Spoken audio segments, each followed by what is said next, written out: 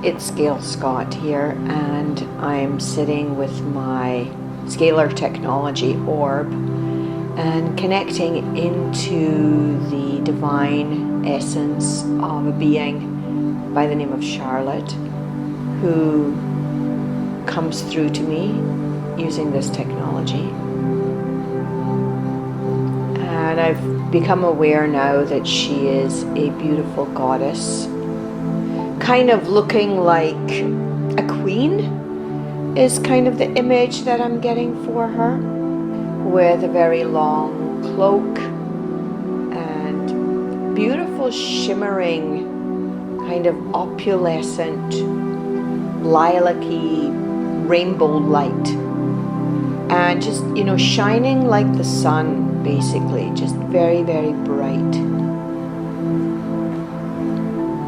And she brings forward through me an energy that is, as I mentioned, it's opalescent, but it's translucent, it's clear,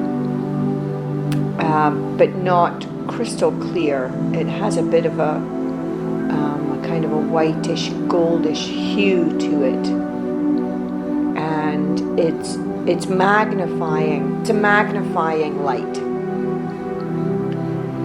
that can illuminate knowings, so intelligence that you have brought forward here into this world without really knowing that you have that.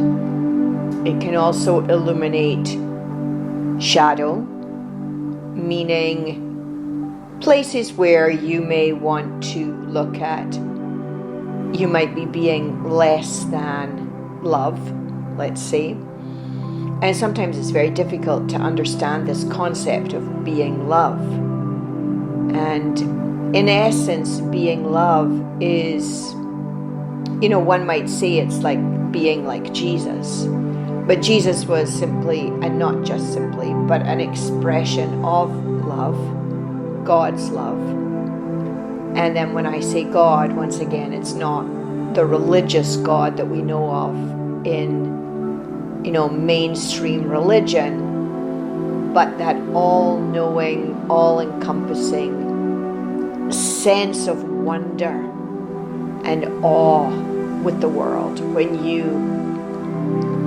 you see something out in nature and you don't have words for it, or you maybe are a parent and you're looking at your child as they're sleeping, and you feel this overwhelming sense of wonder and awe and love for that little baby or that little one.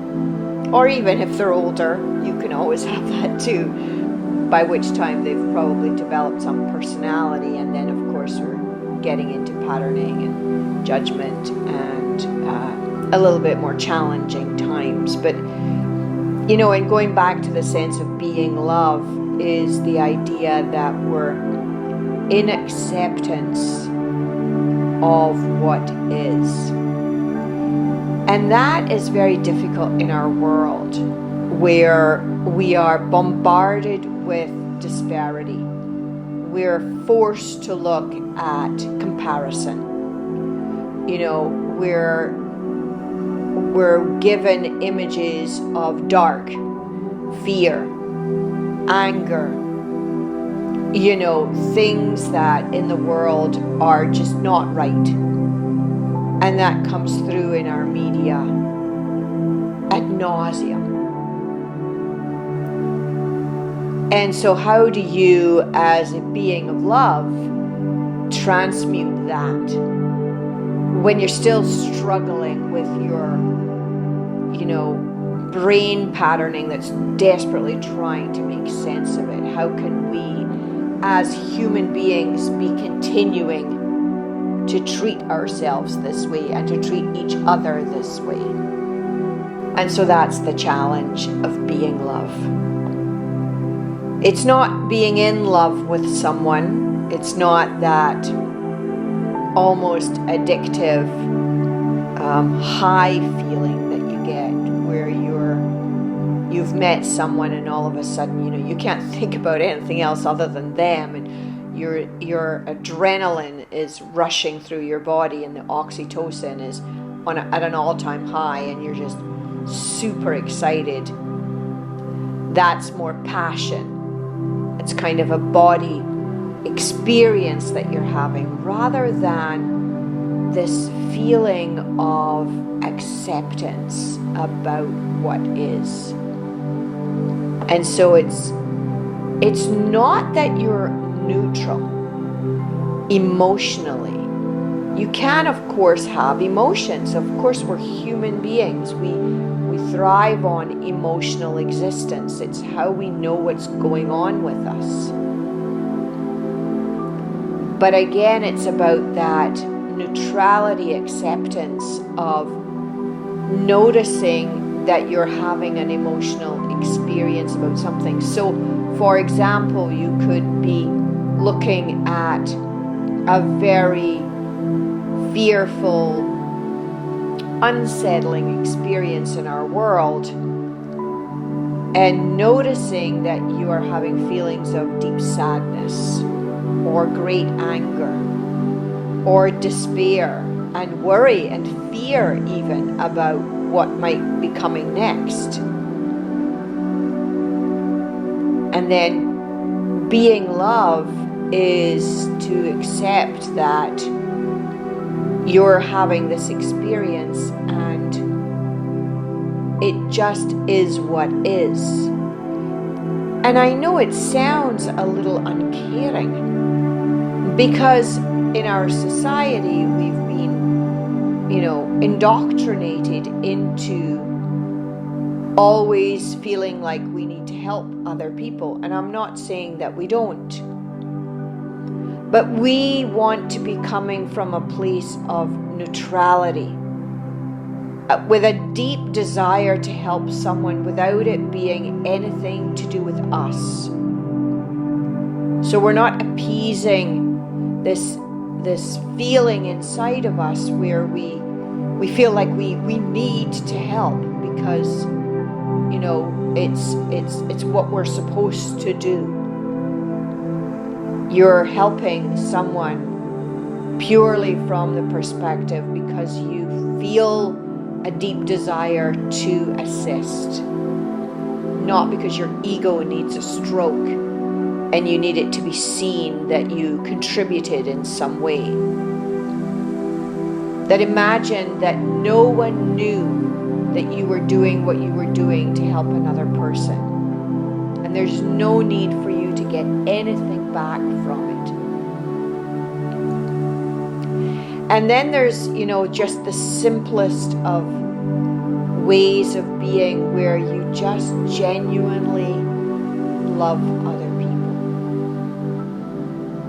Even if they're not nice people, and I say that, in quotation marks, not nice people, because again, that's a judgment. But they're just being people, having their life. And that really, takes us down the rabbit hole of, what's your life purpose when you come to the planet? Because as a soul, that expanded version of you, that energetic vibration that is the essence of love, it came here to experience everything. Everything. So that means the experience of pain and fear and despair, as well as the experience of fun, love, passion, excitement, joy. And that they're just two ends of a spectrum, and that neither one is bad or good. They just are what is. So today, as you go about your life, perhaps simply tune into where you're judging, where you have an opinion about whether something's bad or good, and where that potentially comes from. Has someone taught you that? And so therefore, if you tapped into the soul essence that's you, that's love, in a moment of wonder and awe or meditation, perhaps you might look at it from a different angle. You might see them as an equal, simply having their experience of life. And your job is not to convince them of anything. It's not your job to show them who they're being or what they're doing, unless, of course, they ask you. Or if you do feel compelled, you first ask their permission, saying something like, I'm noticing something that I would like to share about you. Are you open to hearing that? I bring it with love. And you really do have to bring it with love. You know, you can't come with an agenda of, I'm noticing this thing about you, and you know, I really want you to be different. So therefore, I want to tell you what you're doing so that you'll change, so that I'll feel better. No, it's not like that. It's really genuinely being curious about another person without any need for them, you know, to really do anything else other than be who they are. Now, it doesn't mean that you don't stand up for yourself, speak about how you feel, express your emotional, you know, experience as a result of being with them, or even set boundaries. You know, these are all human constructs that we've created in order to grow and learn and be more conscious. But just being love, being in the wonder of all of the, let's say, differences that we have on the planet.